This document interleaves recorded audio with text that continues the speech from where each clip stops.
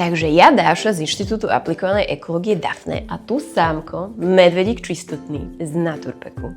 Máme pre vás nový ekovýchovný program, ktorý je o tom, čo sa ďalej deje s odpadom, keď ho správne vytriedime.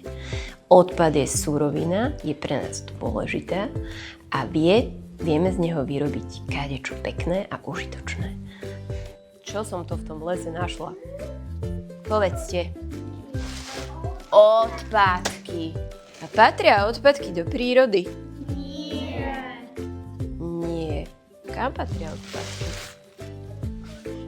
Do koša. Áno, ja som zajačik, ušiačik, takto som si hopkal ráno po lese. Skočil som tuto. Joj, tak ma pichlo do labky a teraz nemôžem skákať. Zvieratkám sa v lese nepáči, keď tam majú takéto odpadky.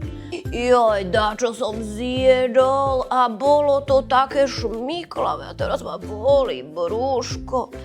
Do tohto sa bude hádzať plast. Tuto, do tohto modrého sa čo bude hádzať? Papier. A do tohto zeleného? Sklo. Recyklácia odpadu má zmysel. Ďakujeme, že ho triedite.